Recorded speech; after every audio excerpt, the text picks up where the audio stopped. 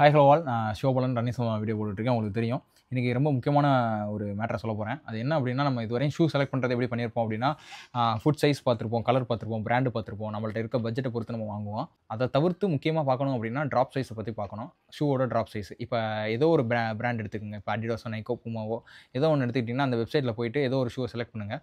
அதில் டீட்டெயில்ஸ்னு ஒரு மேட்டர் கொடுங்க. அதில் வந்து என்னென்ன போட்டிருப்பாங்க அப்படின்னா, ஸ்டாக் ஹைட்டுன்னு போட்டிருப்பாங்க, டோ ஹைட்டுன்னு போட்டிருப்பாங்க, அது போக ட்ராப் சைஸ்னு ஒன்று போட்டிருப்பாங்க. இதெல்லாம் ஏன், எதுக்காக அதை பார்க்கணும் அப்படின்றத இந்த வீடியோவில் இருக்கும்போது, முதல்ல ஸ்டாக் ஹைட்னா என்ன, டோ ஹைட்னா என்னன்றதை பார்ப்போம். இது வந்து ஏசிஸோட நோவா பிளாஸ்ட் 5 நான் யூஸ் பண்ணுறது உங்களுக்கு தெரியும். ஸோ ஒரு ஷூவோட ஹீலோட மேக்ஸிமம் ஹைட்டு தான் வந்து ஸ்டாக் ஹைட்டுன்னு சொல்லுவாங்க. இது இந்த இடத்துல இருக்கும். சரியா? இது எப்படி பார்க்கணும் அப்படின்னா, பேக் சைட்லேருந்து 12% வரையும், இப்போ டோட்டல் லென்த் வந்து 100%னா பேக் சைட்லேருந்து 12% வர்ற வரையும் இருக்கிறது தான் வந்து ஸ்டாக் ஹைட்டுன்னு சொல்லக்கூடியது. இது டோவோட மேக்ஸிமம் ஹைட்டு தான் இந்த டோ ஹைட்டுன்னு சொல்லுவாங்க. இது பேக் சைட்லேருந்து 75% வர்றது தான் வந்து டோ ஹைட்டை கண்டுபிடிக்கிற இடம். ஸோ இப்போ வந்து இது வந்து ஸ்டாக் ஹைட் வந்து ஒரு 40 mm எடுத்துக்கிடுவோம் எக்ஸாம்பிளுக்கு. இது வந்து 30 mm எக்ஸாம்பிளுக்கு எடுத்துக்கிடுவோம். இப்போ 40 - 30 வருதுல்ல, அதோட ரிசல்ட் தான் வந்து என்னது, ட்ராப் சைஸ் அப்படின்னு சொல்கிறது.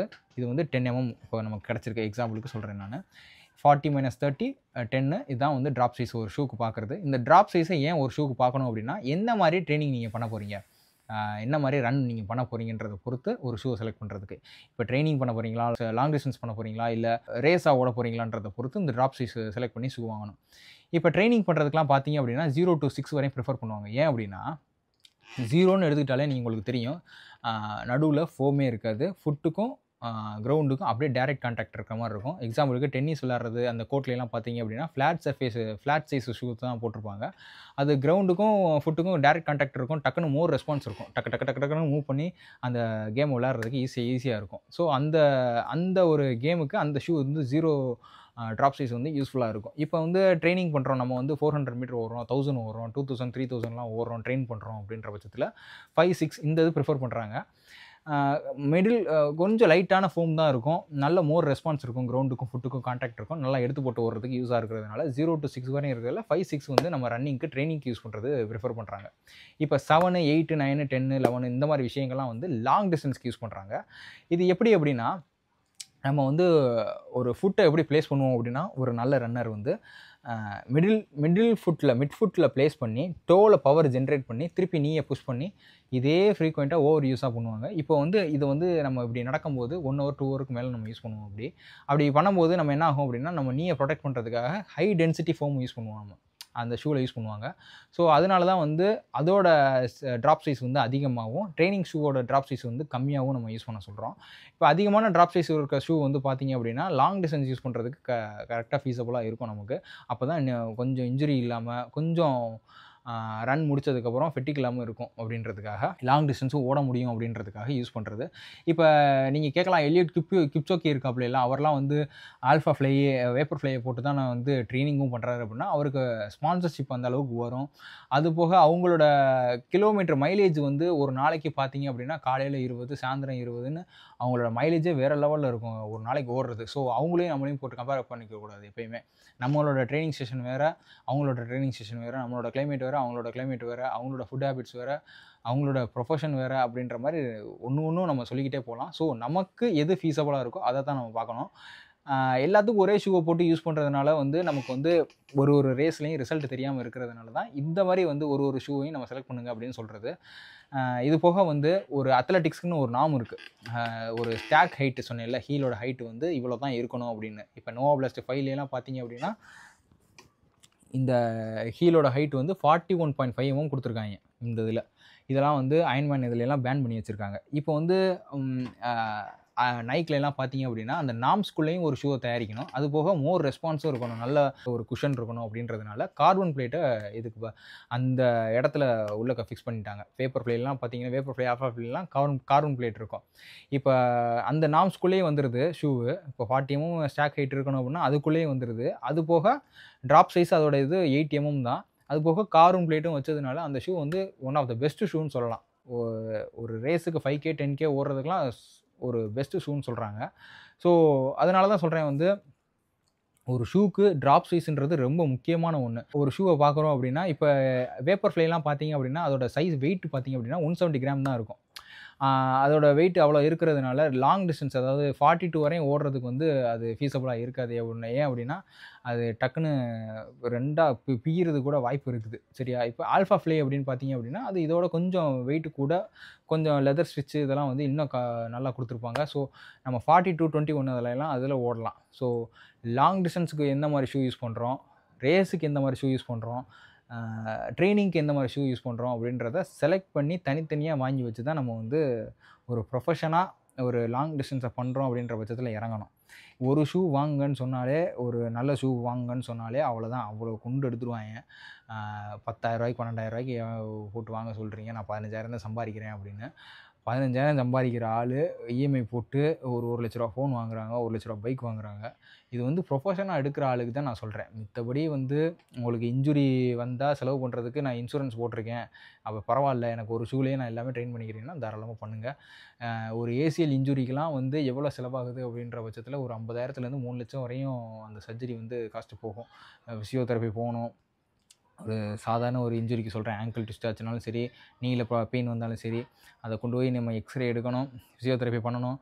அதுபோக என்னென்ன இருக்குது, அல்ட்ராசவுண்ட் வைக்கணும், நிறையா இருக்குது, சொல்லிக்கிட்டே போகலாம். அதுக்குண்டான மெடிக்கேஷனு, நீங்கள் அதுக்குண்டான ரெஸ்டிங் டைமு, அது பெயின் திருப்பி வருமான்னு ஒரு அரிசியிலே இருக்கும். ஸோ இதெல்லாம் ப்ரிவென்ட் பண்ணுறதுக்காக தான் வந்து ஷூவில் இன்வெஸ்ட் பண்ணுங்கள் அப்படின்னு சொல்கிறது. ஸோ உங்களோட ப்ரிஃபரன்ஸ் தான். நீங்கள் வந்து உங்களுக்கு மனசு வந்தது அப்படின்னா, நம்ம ஆசை பொறுத்து தான். எனக்கு வந்து இப்போ வந்து கேஜெட்ஸு மித்ததுலேலாம் ஆசை இல்லை, எனக்கு உடம்பு நல்லா பார்த்துக்கிறணும், ரன்னிங் வந்து ரொம்ப லவ் பண்ணுறேன் நான், அதனால அப்படின்னா நீங்கள் தாராளமாக கடன் வாங்கி கூட, கடன் வாங்க வேணாம், இப்போ நீங்கள் சம்பாதிக்கிறதுல இஎம்ஐ போட்டு கூட நீங்கள் வாங்கிக்கோங்க. அப்படி இல்லைன்ற பட்சத்தில் இருக்கிற ஷூவில் உங்களோட ஒர்க் அவுட்டு இதை குறைச்சிக்கிட்டு எவ்வளோ கம்மியாக ஓட முடியுமோ அவ்வளோ இதில் ஓடுங்க. இது வந்து ரன்னிங்கை ரொம்ப லவ் பண்ணுற ஆள், ப்ரொஃபஷனாக எடுக்கிற ஆளுக்கு இந்த வீடியோ யூஸ்ஃபுல்லாக இருக்கும் அப்படின்றதுக்காக சொன்னது. இதை போட்டுக்கிட்டு ஜிம்முக்கெலாம் போகிறதுன்றது ஃபீஸபிள் கிடையாது. இதோட பர்பஸ் அப்படின்னு பார்த்தீங்கன்னா ஃபார்வர்டு மூவ்மெண்ட்டுக்கு தான் யூஸ் பண்ணுறது. சரியா? இதை போட்டுட்டு நம்ம ஜிம்முக்கு போகிறோம் அப்படின்னா, அதில் வந்து ஜிம்மில் வந்து கிராஸ்ஃபிட்டு, ஸ்ட்ரென்த் ட்ரெயினிங்கு, பவர் லிஃப்டிங் இந்த மாதிரி விஷயங்கள்லாம் பண்ணுறதுனப்ப நம்ம லேட்ரல் மூவ்மெண்ட்டு, சைடு மூவ்மெண்ட்டு, அந்த மாதிரி நிறைய மல்டி டைரக்ஷனல் மூவ்மெண்ட் பண்ணுவோம். அப்போ அப்படின்றப்ப இந்த ஷூ அதுக்குண்டான ஃபீஸபிளான ஷூ கிடையாது. ஏன் அப்படின்னா இதோட அவுட் சோல் வேறு இருக்கும். கீழே இருக்க கிரிப்பு வந்து ரன்னிங்க்கு வந்து இப்போ ரேஸ் பைக்லாம் பார்த்துருக்கீங்க அப்படின்னா அதோட டயர் வந்து வலுவலுன்னு இருக்கும். ஏன் அப்படின்னா ஃப்ரிக்ஷனை குறைக்கிறதுக்காக, அப்போ தான் ஸ்பீடாக போக முடியும் அப்படின்றதுக்காக அந்த அந்த சோல் வந்து அந்த மாதிரி பில்ட் பண்ணியிருப்பாங்க ரன்னிங் ஷூவில். இதே இது வந்து ஜிம் ஷூஸ்லாம் இருக்கிற அவுட் சோல் பார்த்தீங்க அப்படின்னா ஒரு ஃப்ளோர் இருக்குது, இல்லை ஒரு மேட் இருக்குன்னா அதில் நல்லா கிரிப்பாக பிடிக்கிறதுக்காக அதுக்கு மாதிரி அதுக்கு உள்ள பேட்டர்னில் அந்த அவுட் சோல் இருக்கும்.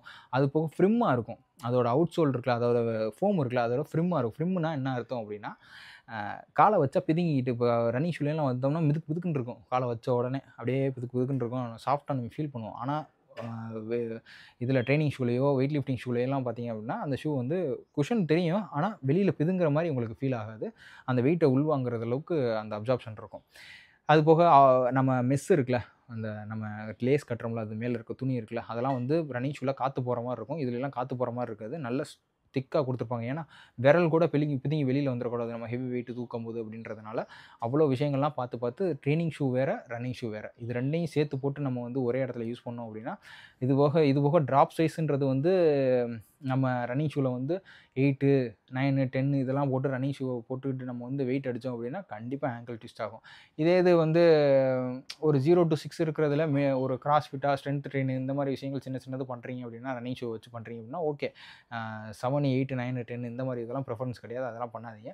வெயிட் லிஃப்டிங்லாம் உங்களுக்கு நீங்கள் வந்து ப்ரொஃபஷனாக எடுத்து பண்ணுறீங்க அப்படின்னா அதுக்குன்னு தனியாக ஷூ வாங்கி பண்ணுங்கள். இந்த ரன்னிங் ஷூவை போட்டுட்டு பண்ணாதீங்க. கண்டிப்பாக இந்த விஷயத்தை பற்றி நானும் தேடி பார்த்தேன், ரொம்ப மேட்ரு தெரியல. உங்களுக்கு யாருக்காச்சும் தெரிஞ்சிச்சு அப்படின்னா, இன்னும் நான் ஏதாச்சும் தப்பாக சொல்லியிருந்தேன் அப்படின்னா கமெண்ட்டில் ஷேர் பண்ணுங்கள். இன்னும் நம்ம இதை பற்றி நான் ஸ்டடி பண்ணிகிட்டே தான் இருக்கேன். இதை ஒரு ஆரம்பமாக இந்த வீடியோ வச்சுக்கிறோம். இது போக இன்னும் நான் அப்டேட் ஆகி இன்னும் நான் தெளிவாக உங்களுக்கு எக்ஸ்பிளைன் பண்ணுறேன் நான்.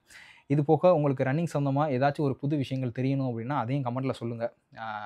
நான் வந்து லாங் டிஸ்டன்ஸ் ரன்னிங் தான் பண்ணுறேன் நான். ஸோ 1500, 400, பிசி, எஸ்எஸ்சி, ஜிடி இதெல்லாம் வந்து நீங்கள் ரொம்ப கேட்குறீங்க அப்படின்றதுனால தான் நான் பண்ணுறேன். ரன்னிங்கை பொறுத்தவரையும் ஓட தான் வரக்கூடிய விஷயம் இது. இது வந்து ஒரு நாளில் இந்த டிப்ஸு கேட்குறத வச்சோ, நான் இப்போ வந்து ஒரு இன்ஃபர்மேஷன் கொடுக்குறத வச்சோ பண்ணுறது கிடையாது. நான் இன்ஃபர்மேஷன் கொடுக்குறேன், இப்போ ஷூவை பற்றி சொல்கிறேன் அப்படின்னா அது உங்களுக்கு பட்ஜெட்டை வந்து ஒரு வீணாக ஒரு ஷூவை வாங்கி அதை வேஸ்ட் பண்ணாமல் இருக்கிறதுக்கு யூஸ் ஆகுமே தவிர்த்து, நான் இப்போ இன்னும் நீ இப்போ ஓடிக்கிட்டே இருக்கீங்க, ஒரு 10 கிலோமீட்டர் ஓடுறேன், ஒரு மணி நேரம் ஓடிட்டேன், நானும் வேறு ப்ராக்டிஸ்லாம் பண்ணி பார்த்துட்டேன், எனக்கு வந்து ரிசல்ட் வந்து ஒரு 5 நிமிஷம் குறைய மாட்டேங்குது அப்படின்னு கேட்குறீங்க அப்படின்னா அது வேல்யூபிளான கொஸ்டின். புரியுதா? அதுக்கு வந்து நம்ம பேட்டர்ன் சொல்லலாம். இந்த மாரி ட்ரெய்னிங் பண்ணுங்க, இந்த மாரி பண்ணுங்க, ஏரோபிக்ல பண்ணுங்க, அனேரோபிக்ல பண்ணுங்க, த்ரெஷோல்ட்ல பண்ணுங்க அப்படின்றத சொல்லலாம். இப்ப நான் வந்து பேசிக்காவே ஓடுறதுக்கு முன்னாடியே அதிகமான கேள்வி கேட்குறோம் அப்படின்ற பட்சத்தில நம்ம கேட்டுட்டு அத யாருமே பண்றது கிடையாது. நானும் டைம் எடுத்து காலையில, சாயந்தரம் அப்படின்னு மெசேஜ் பண்றேன், ஃபோன்ல பேசுறேன், நேர்ல பார்க்குற ஆளுக்கும் சொல்றேன். அத காதால கேட்குறாங்களே தவிர்த்து அதுக்கடுத்து கிரவுண்டுக்கு வர்றது கிடையாதுன்றதுனால, நான் இந்த விஷயத்தில நான் சொல்ற விஷயங்கள் வந்து ஒரு சில ஆளுக்கு யூஸ்ஃபுல்லா போய் சேரணுன்றதுனால, அத குறைச்சுக்கலாம் அப்படின்றது அந்த ஒரு ஐடியாவுக்கு வந்திருக்கேன். ஸோ நீங்க நல்லா ரன் பண்ணுங்க. ரன் பண்ணிட்டு ஒரு 5 கிலோமீட்டர், 10 கிலோமீட்டர் ஓடிட்டு, அதில ஏதாச்சும் ரிசல்ட் தெரியல அப்படின்ற பட்சத்தில கேளுங்க. நான் கண்டிப்பா சொல்றேன் நானு. ஓகேவா? இந்த வீடியோ யூஸ்ஃபுல்லா இருக்கும் அப்படின்னு நினைக்கிறேன். முடிஞ்சா உங்களுக்கு உங்க சர்க்கிள்ல யாருக்காச்சும் தேவைப்படுது அப்படின்னா ஷேர் பண்ணுங்க. பாய்.